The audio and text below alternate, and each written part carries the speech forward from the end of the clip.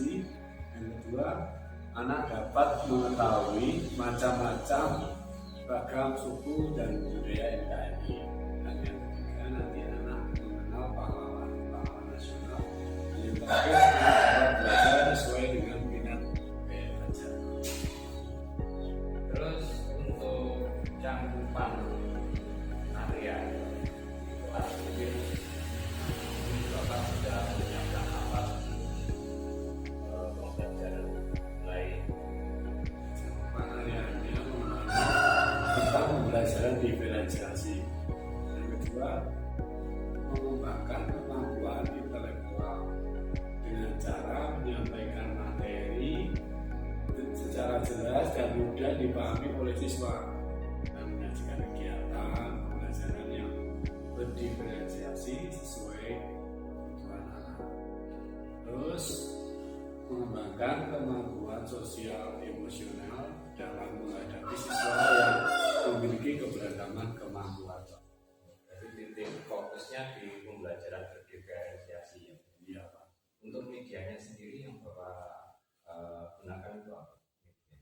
Medianya biasanya memakai PPT itu, Pak, pakai LCD proyektor. Ya.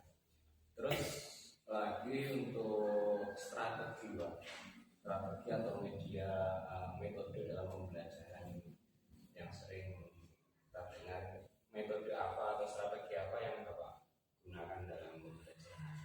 Strateginya yang saya persiapkan biasanya menyusun perangkat pembelajaran serta media yang lengkap dulu, Pak. Terus yang kedua, memberikan contoh secara nyata agar siswa mampu menyelesaikan masalah yang berkaitan dengan materi. Dan tentunya kita harus menyiapkan LKPD yang disesuaikan dengan kebutuhan belajar siswa. Jadi strategi yang Bapak gunakan nanti menyangkut tentang diferensiasi yang pertama tentang metode belajarnya pengembangan budaya. Ya. Terima kasih Pak. Mungkin bisa setelah istirahat nanti kita bisa mulai presentasi Pak ya. Ya. Oke. Terima kasih Pak. Sama-sama, Pak.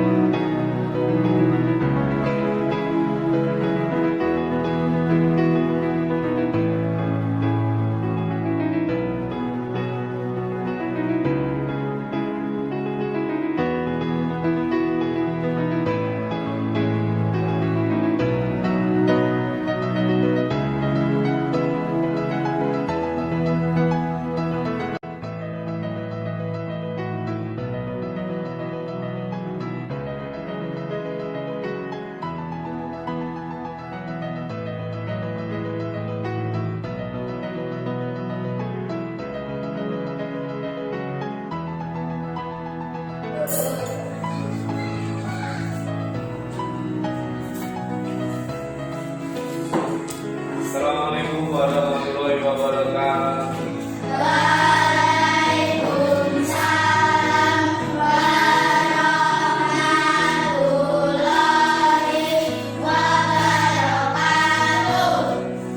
Selamat pagi anak. Buka gigi. Buka mulut. Are you ready? Siapa kita? Siapa kita? Kelas 4. Bersama udah? Terpesona aku terpesona memandang wajahmu yang manis. Hari ini kita akan belajar pendidikan Pancasila anak. Tema kita hari ini di depan pendidikan Pancasila tentang makna negara kesatuan Republik Indonesia. Sebelum itu kalian cek yang ada di bawah meja kalian sudah bersih belum? Semua hari ini kita semua ya. Ya. Sebelum mulai belajar kita absen dulu anak-anak. Absennya tentang ya jalan-jalan ke pulau yang ada 3 jalurnya kemarin kemana? Yang ada di Rianjaya, Papua. Lautan Raja Raja Ampat, siapa yang mau ke sana? Saya. Nanti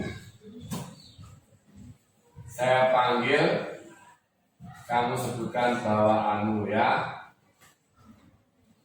Raja Ampat kata kuncinya. Ya. Aldi. Yang betul saya ajak, yang enggak saya ajak. Itu. Ayam. Ya, itu aja. Kata kuncinya apa? Raja Ampat loh, bukan Ampat loh ya. Aura. Anggur tak ajakannya. Jangan banyak-banyak. Aril. Rambutan tak ajak. Jangan tak ajak berarti apa? Aldi, Sarah, Jiran, Dita, Sangka. Kenapa enggak tak ajak? Karena kamu kurang konsen. Harus perhatikan kata kuncinya. Nah, kata kunci kuncinya ada apa? M, A, J, A, M, G, A. Berdiri dulu, kita akan menyanyikan lagu dari Sabang sampai Merauke. Kita berdiri, kita akan nyanyi lagu nasional ya.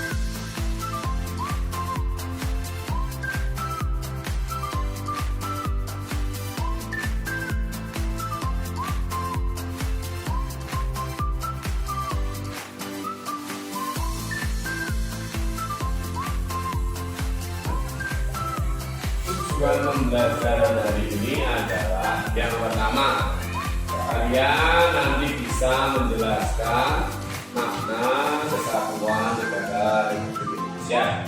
Dan yang kedua, nanti akan mengidentifikasi faktor-faktor yang dapat memperkuat NKRI. Terus yang ketiga, kamu akan menganalisis arti penting keutuhan NKRI. Ya, nanti kita akan belajar tiga ini. Jadi kamu harus mengetahui tiganya, ya. Nah, di sini kalian dapat melihat gambar apa saja yang ada di sini, anak-anak. Angkat tangan, ya, pensiun. Nah, bendera Indonesia ada di belakangnya paling besar. Saja apa lagi? Pulau-pulau Indonesia. Nah, pulau-pulaunya meskipun nggak jelas ya, ada pulau-pulaunya. Ada apa lagi di sini? Berapa sih? Zakat.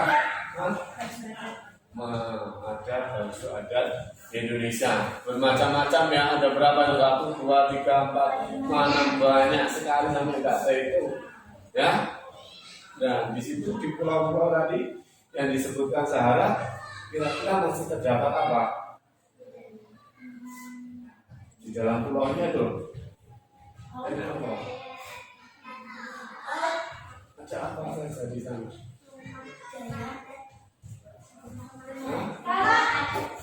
Tanah itu untuk apa? Bisa untuk bertani. Terus ada apa lagi?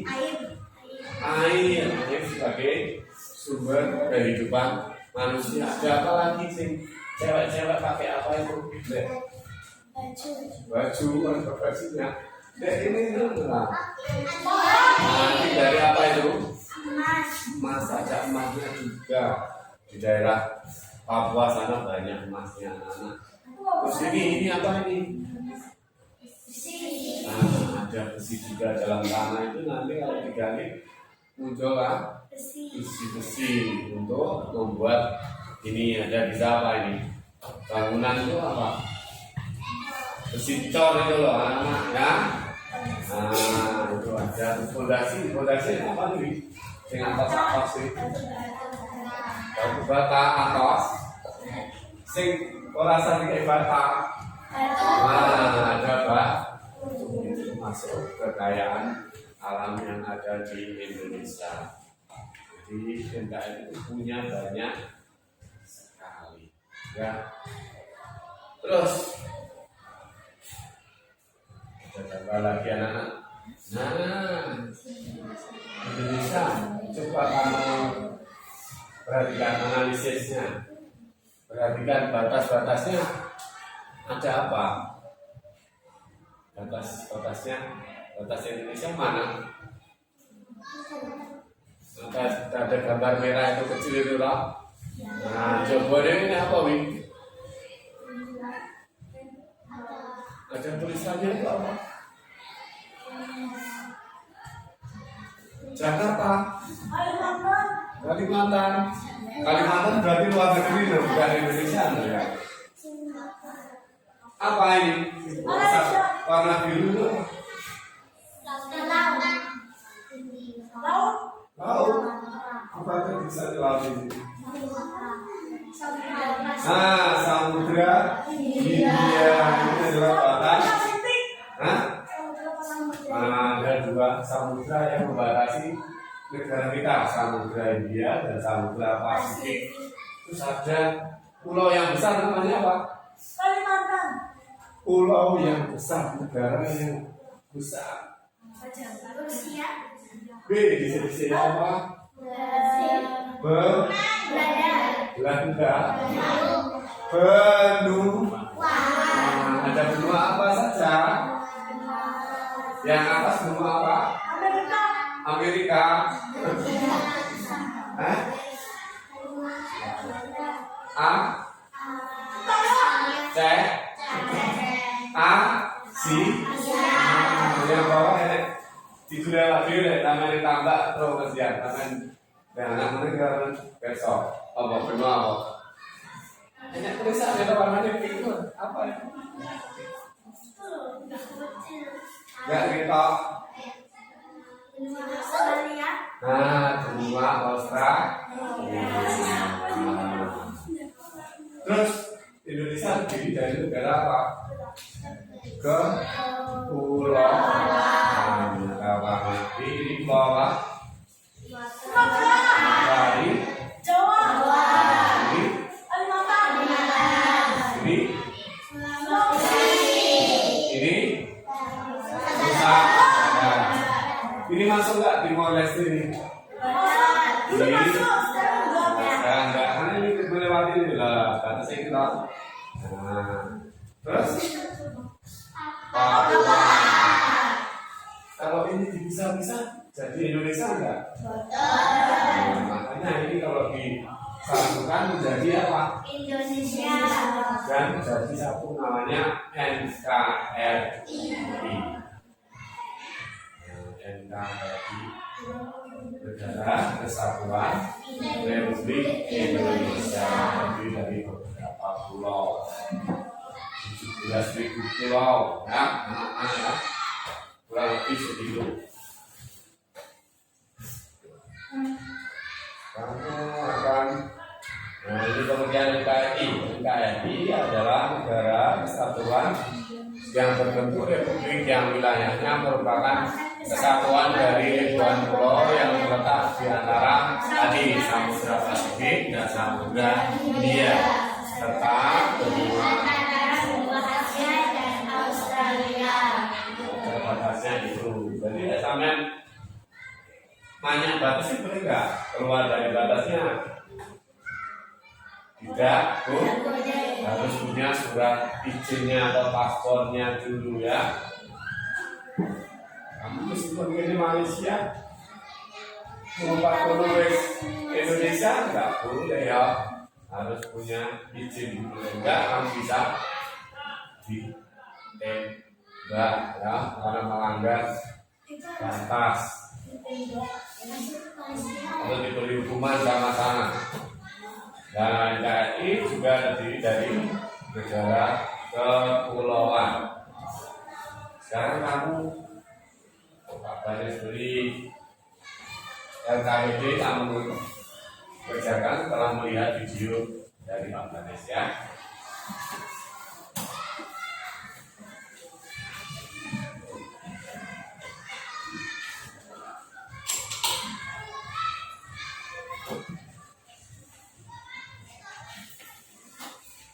LKPD itu apa Pak? Masih ingat nggak? Lembar kerja sama PD-nya apa? Peserta didik ya. Itu adalah lembar kerja. Nanti kamu melihat video. Nah,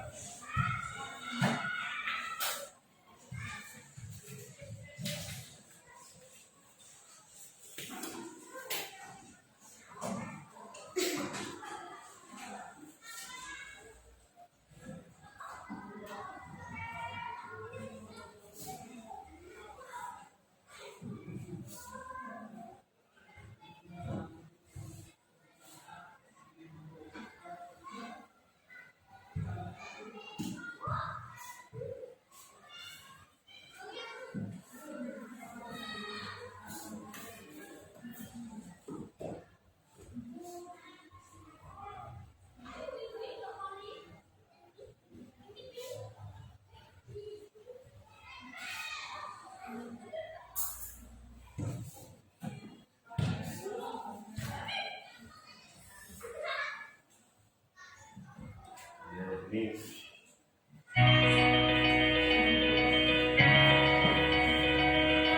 Kemerdekaan Indonesia tidak akan terlepaskan dari perjuangan para pahlawan kemerdekaan dalam mengusir penjajah dari tanah air tercinta. Atas jasa-jasanya, negara mengangkat para pejuang tersebut sebagai pahlawan nasional. Untuk mengenang para jasa para pahlawan, berikut ini Fiftin akan menyajikan 15 pahlawan nasional yang paling dikenal sepanjang masa. Yang pertama yaitu Jenderal Sudirman. Jenderal Sudirman tidak hanya tercatat sebagai Panglima Tentara dan Jenderal Republik Indonesia pertama, tetapi juga menjadi yang termuda dalam sejarah. Pada usia 31 tahun, Jenderal Sudirman sudah bergabung dalam para pahlawan kemerdekaan yang lain untuk berjuang mengusir penjajah Jepang. Nah, kamu sambil mengidentifikasi peran mereka sebagai pahlawan dalam mempertahankan NKRI itu apa perannya? Sambil melihat, video kamu tuliskan identifikasi peran dari pahlawan-pahlawan berikut ini untuk mempertahankan negara Republik Indonesia, negara Kesatuan Republik Indonesia ya. Belanda dan sekutu. Yang kedua yaitu Hasyim Asy'ari. Kiai Haji Muhammad Hasyim Asy'ari merupakan salah satu pahlawan nasional Indonesia sekaligus pendiri Nahdlatul Ulama, sebuah organisasi Islam di Indonesia. Hasyim Asy'ari juga dikenal sebagai intelektual muslim yang mewarnai perjuangan kemerdekaan Indonesia dengan gagasan-gagasannya yang lestari hingga sekarang. Yang ketiga yaitu Pangeran Diponegoro. Pangeran Diponegoro berperan besar dalam memimpin Perang Jawa yang terjadi dalam kurun waktu 5 tahun, yaitu pada tahun 1825 hingga 1830. Perang ini berkobar di hampir seluruh daerah di Pulau Jawa dan merupakan salah satu perang terbesar yang pernah terjadi dalam sejarah perjuangan melawan Belanda. Walaupun berakhir dengan kemenangan Belanda, Pangeran Diponegoro sempat membuat Belanda mengalami kesulitan dan kerugian akibat gugurnya ribuan serdadu Belanda. Yang keempat yaitu Ki Hajar Dewantara. Jadi kamu sebutkan peran-peran penting pahlawan. Ada banyak sekali peran penting pahlawan tadi. Bidang tidak atau tidak tadi. Kamu sebutkan perannya, bahkan biasa tadi perannya apa dalam sejarah kepahlawanannya, dia berjuang membantu dalam bentuk apa ya, dituliskan di situ. Disebutkan juga yang agama tadi ada toh, nah yang pakai kopiah tadi semua sudah berperan penting dalam NKRI.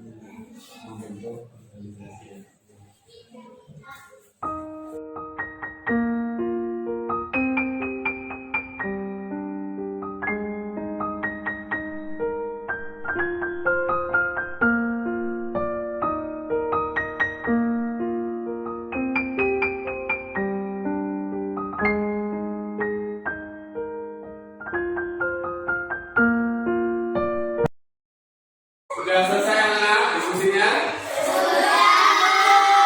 Kelompok mana yang sudah selesai? Bebas semuanya sudah selesai semuanya. Siapa yang berani maju duluan? Kelompok mana? Silakan. Perwakilan dari kelompok 1 siapa? Ki Hajar Dewantara. Berdiri. Nama saya. Nama saya Kak. Saya dari kelompok 1, saya mewakili dari kelompok 1. Ki Hajar Dewantara yang mendirikan Bidang Nasional. Semboyannya ada yang terkenal nggak? Apa saja? Semboyannya tadi ada 3 loh. Apa saja sebutkan? Coba. Ing Majo Mangankasa, Ing Ngansa Singkolodo. Nah, bagus sekali. Tepuk tangan untuk kelompok 1. Nah, yang lainnya jangan lama-lama ya. Kelompok 1 semboyannya sudah bagus. Ini kelompok 3 mau duluan. Nah, silakan. Silakan dari pahlawan. Sekarang Saya dari kelompok 1, saya mewakili. kelompok 3. Saya dari kelompok 3, kelompok 3. Hasyim Syarif bisa mengatur dalam bidang agama Islam dan membentuk organisasi NU. Tepat sekali. Peran dari siapa tadi? Hasyim Syarif. hasil dari adalah membentuk organisasi NU dan mempersatukan agama Islam. Ulama adalah pahlawan dari Surabaya dan mempunyai semboyan pertempuran 10 November dan mengajak arek-arek Surabaya untuk damai. Ya, bagus sekali. Bung Tomo itu asli dari Surabaya. Nah, teman-teman ya, kita punya pahlawan juga. Jadi dia berhasil mengajak arek Surabaya untuk melawan penjajah Belanda. Ya, bagus. Sahabat dan kelompoknya sudah menemukan peran penting dalam.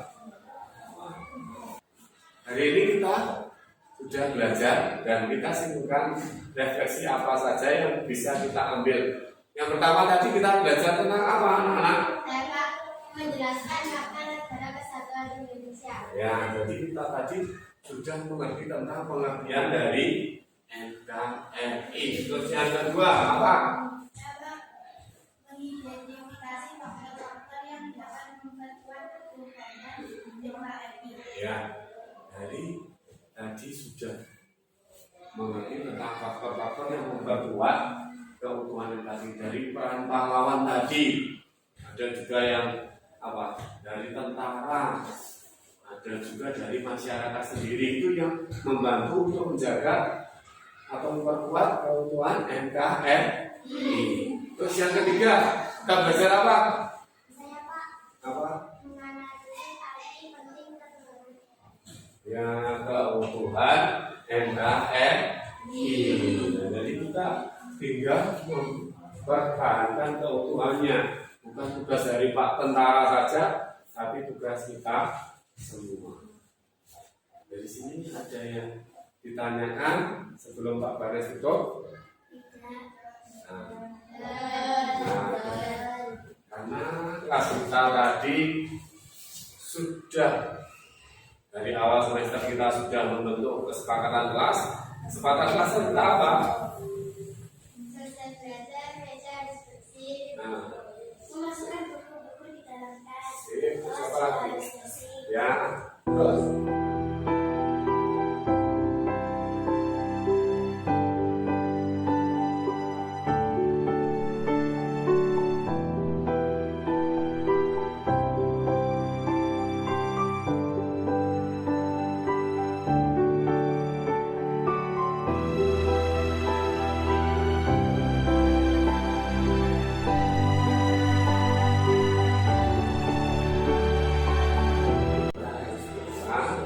Memasukkan buku, silakan kalian masukkan buku.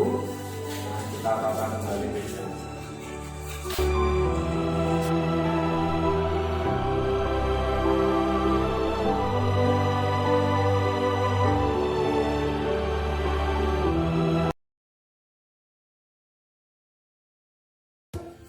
Selamat siang Pak Bernes. Selamat siang pagi. Gimana perasaannya tadi setelah diobservasi? Saya sudah merasa lega melakukan kegiatan observasi pembelajaran yang berdiferensi yang dikombinasikan dengan kompetensi sosial tadi Pak. Sudah sangat lega. Dan saya juga merasa juga untuk pembelajaran tadi yang Pak Bernes lakukan di kelas tadi. Terus tujuan dari kegiatan ini Pak ya, untuk pasca observasi yang pertama adalah dia ingin tahu seberapa keberhasilan dari pemikiran dari pembelajaran tadi yang kita observasi tadi itu tingkat keberhasilan menurut Pak Bernes seberapa besar. Jadi keberhasilannya sudah lebih dari 85% Pak. Setelah anak-anak melakukan pembelajaran tadi secara diferensiasi ini lebih baik dari sebelumnya ya. Cangkupan dari kesepakatan kelas yang Pak Bernes rencanakan di awal tadi apa juga masuk dalam diferensiasi. Sudah pasti anak-anak sudah mulai teratur dalam menggunakan alat-alat belajarnya, bukunya sudah mulai disiplin, positifnya sudah mulai terbentuk, anak-anak itu sudah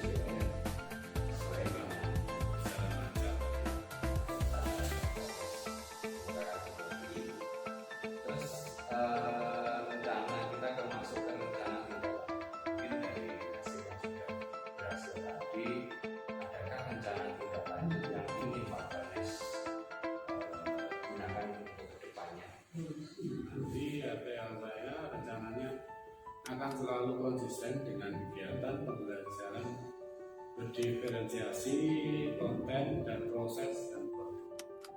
Terus akan mengkombinasikan pembelajaran berdiferensiasi dengan KST, yaitu melakukan mindfulness technique stop.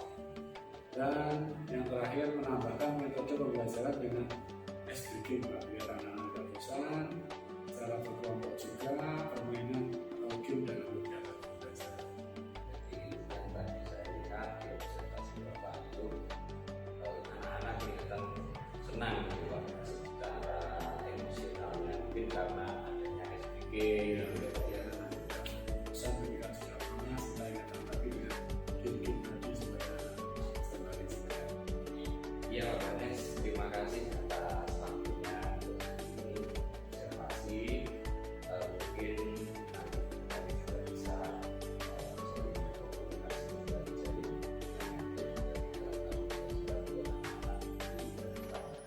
Terima kasih, salam sukses selalu. Sama-sama Pak Adi. Hebat. Salam.